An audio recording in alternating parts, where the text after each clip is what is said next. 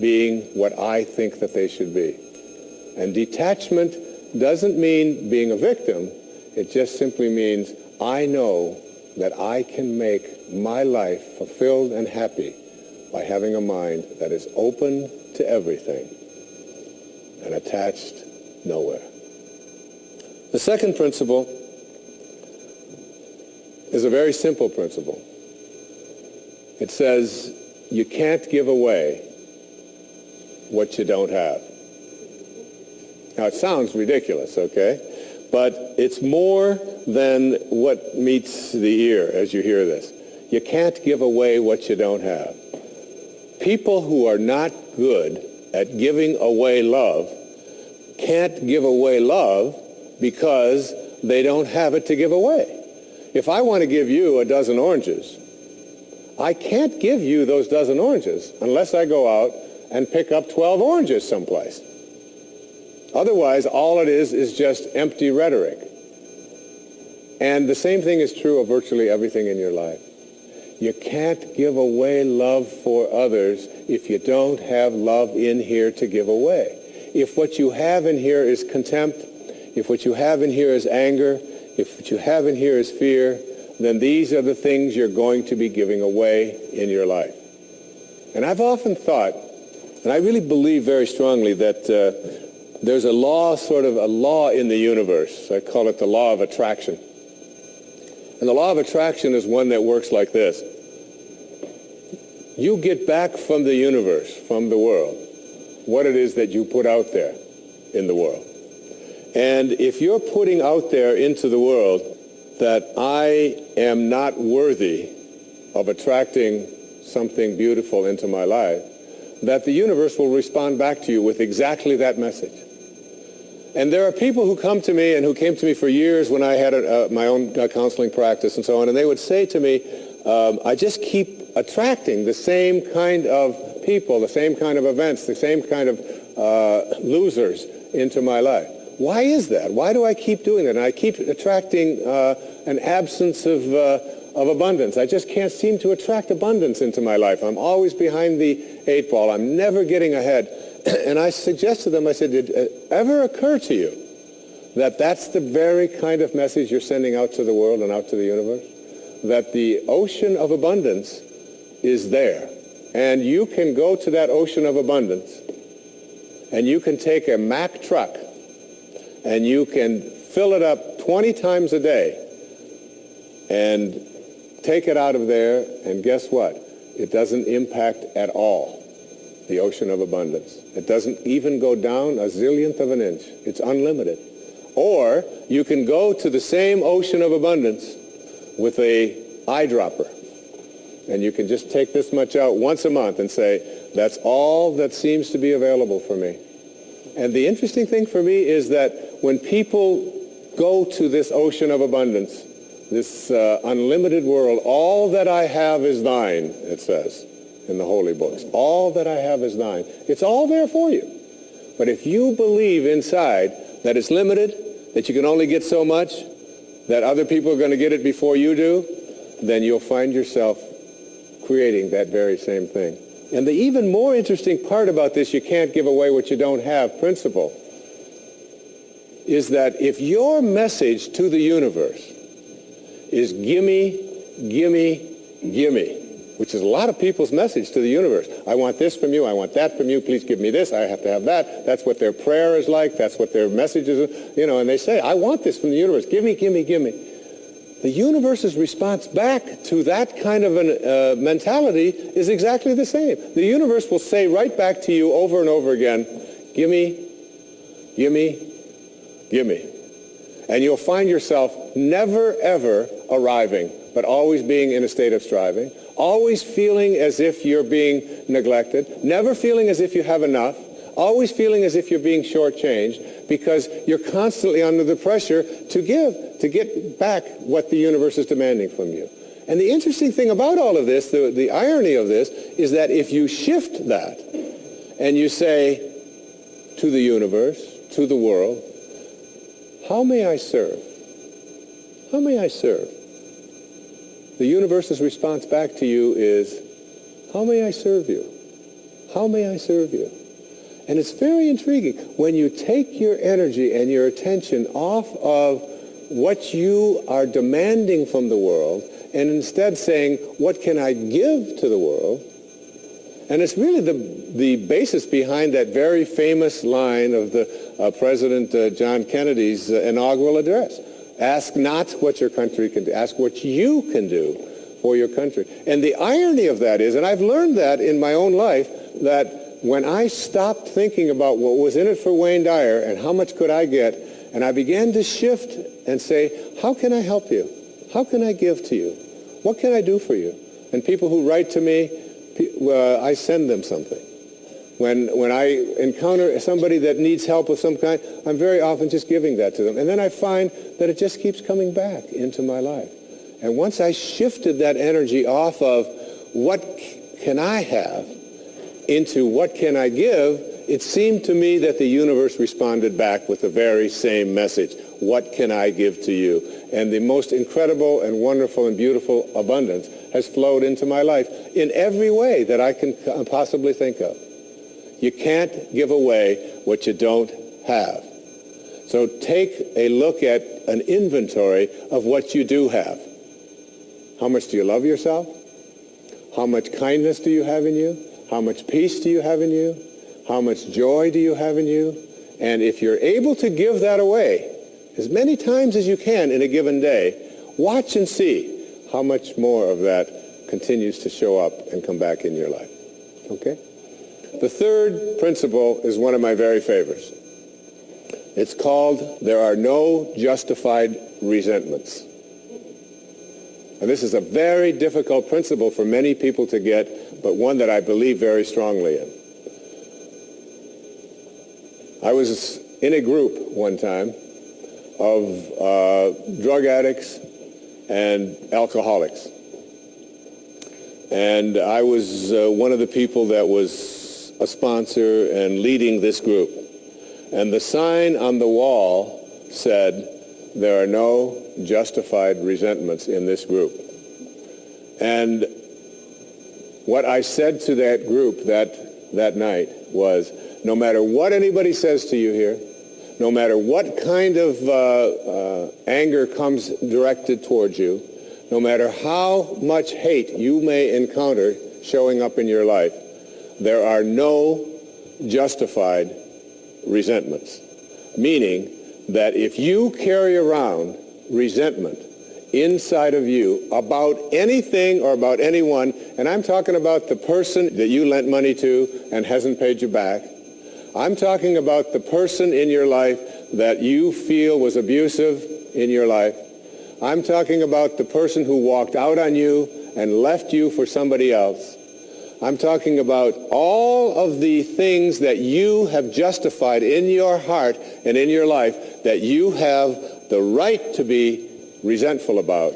And I'm suggesting to you that those resentments will always end up harming you and creating in you a sense of despair. I've often said that no one ever dies from a snake bite. The snake bite will never kill you.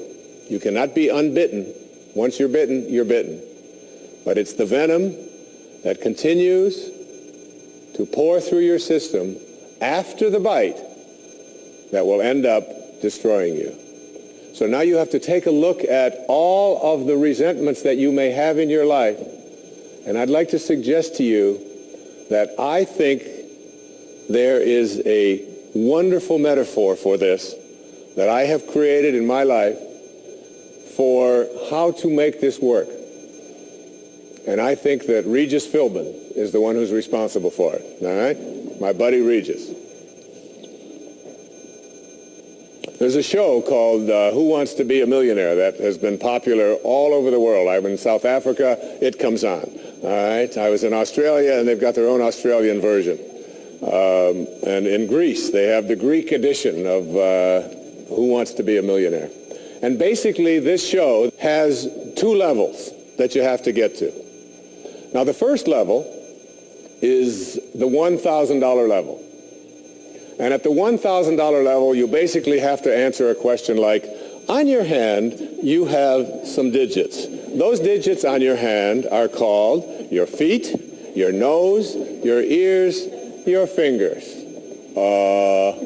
And everybody who ever goes on the show has this horrible dread that they're going to go out on one of those questions, right? So basically, in order to get to the $1,000 level, all you have to do is answer 5 pretty simple questions in order to get to the $1,000 level. Now, on this program, the $1,000 level for you in this metaphor means that you will leave with something if you get this. At least get this. This is the $1,000 level.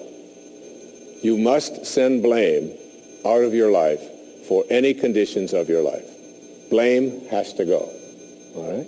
Now, blame means if you're sitting there with a disease, you say, without guilt, it's mine, I take responsibility for it. This means that if you have been through any tough circumstances in your life, this means if you have a minimal amount of financial security in your life, this means if your children don't get along with you, this means that if your neighbors are taking up a petition to get you out of the neighborhood, whatever it might be that's going on in your life, you name it, and everybody across this great country and across this world has a series of these things that you're willing to say, I am here because of the choices that I have made right now. I'm willing to say that. Even though it's difficult, and we know it's really not your fault. We know really there's a lot of people out there who are really bad, all right? But you're willing to say no blame. That's the first level, all right? That's where you understand no justified resentments. And then on the Who Wants to Be a Millionaire show, there is what is called the $32,000 level. And the $32,000 level is not only an opportunity for you to walk away with a sizable amount of goodies, which you can walk away from tonight in this program, but it also is the door opener to multi-wealth. But you got to get to this in order to have an opportunity to move into these transcendent levels, all right? Millionaire spiritual status, all right? You got to get through these next 5 questions. And this $32,000 question, or level rather, comes to this. It came to me from a quotation that I used in the writing of A Spiritual Solution to Every Problem. I read a book that was written a couple of thousand years ago by Patanjali, the Yoga Sutras, the aphorisms of Patanjali. And one of those sutras, one of those aphorisms, observations that this brilliant man made almost 2,000 years ago was this. He said, if you become steadfast in your abstentions of thoughts of harm directed towards others, all living creatures will cease to feel enmity in your presence. Now this translates to blame, pretty basic, no more blame. I'm just not going to assign responsibility to other people for where I am, because now I have an opportunity to get rid of it. If I think someone else caused it, then I've got to wait for somebody else to change in order for me to get rid of it, and you might wait forever for that. But if I take responsibility for it, I can do something, including move on, which might be the most important thing to do. But at the higher level, when there are no justified resentments, what you are doing is what St. Francis did, Francesco. What you are doing is you are at a place where you are sending love in response to hate. You are literally saying, no matter what comes my way, I am going to be steadfast in my abstention of thoughts of harm directed toward others. I'm going to work hard at, no matter what comes my way, having it come out of me what I want to come out of me, and that is love, and that is a higher energy. And if you can get to that level, Patanjali said, all living creatures will cease to feel enmity in your presence. I have a little girl, a precious little girl. I have 6 precious girls and 2 precious sons, but I have a little girl who is almost 12. And she loves animals like no one I've ever met in my life. I mean, her whole life revolves around animals.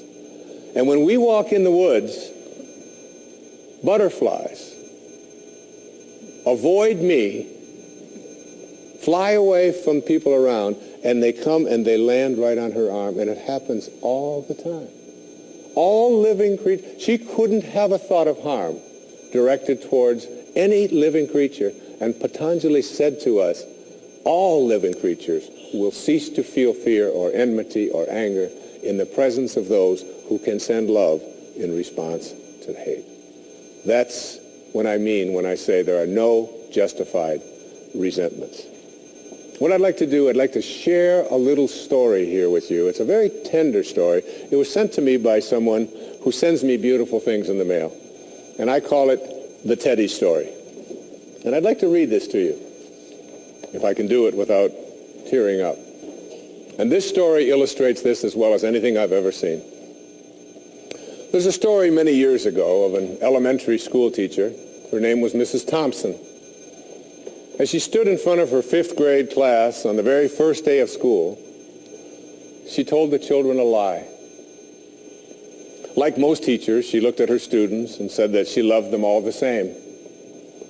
But that was impossible because there in the front row, slumped in his seat, was a little boy named Teddy Stoddard. Mrs. Thompson had watched Teddy the year before and noticed that he didn't play well with the other children, that his clothes were messy and that he constantly needed a bath. Teddy could be unpleasant.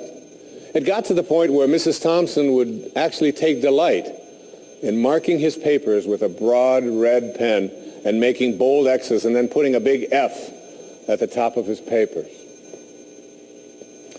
At the school where Mrs. Thompson taught, she was required to review each child's past records, and she put Teddy's off until last. However, when she reviewed his file, she was in for a surprise. Teddy's 1st grade teacher wrote, "Teddy is a bright child with a ready laugh. He does his work neatly, and he has good manners. He's a joy to be around." His 2nd grade teacher wrote, "Teddy's an excellent student, well liked by his classmates. But he's troubled because his mother has a terminal illness, and life at home must be a struggle." His 3rd grade teacher wrote, "His mother's death has been hard on him. He tries to do his best, but his father doesn't show much interest, and his home life will soon affect him if steps aren't taken." Teddy's 4th grade teacher wrote, "Teddy's withdrawn and doesn't show up much interest in school. He doesn't have many friends, and sometimes he even sleeps in class." By now, Mrs. Thompson realized the problem, and she was ashamed of herself. She felt even worse when her students brought her Christmas presents wrapped in beautiful ribbons and bright paper, except for Teddy's. His present was clumsily wrapped in his heavy brown paper that he got from the grocery bag. Mrs. Thompson took pains to open it in the middle of the other presents.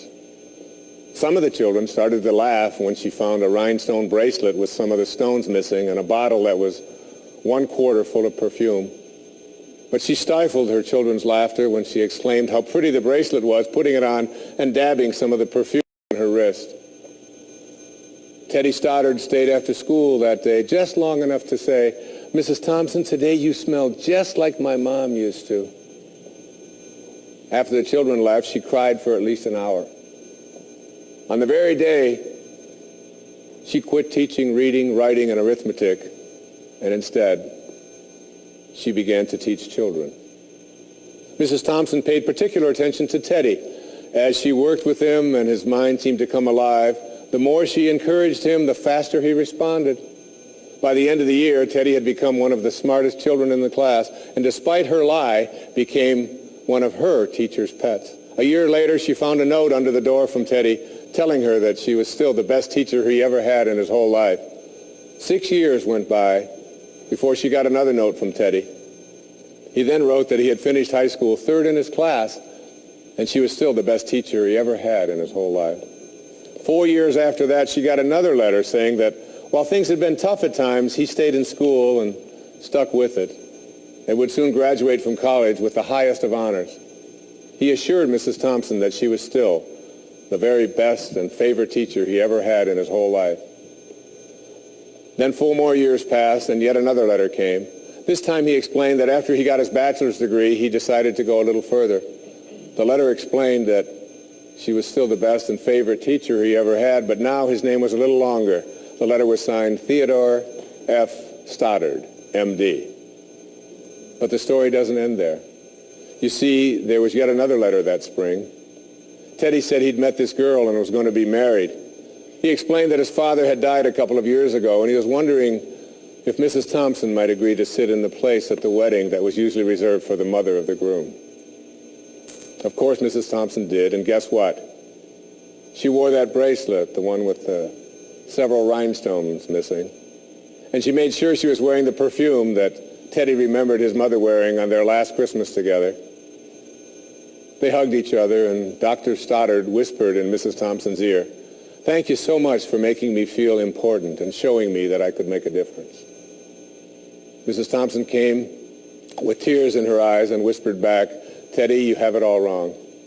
You were the one who taught me that I could make a difference. I didn't know how to teach until I met you." Isn't that a beautiful story? Yeah.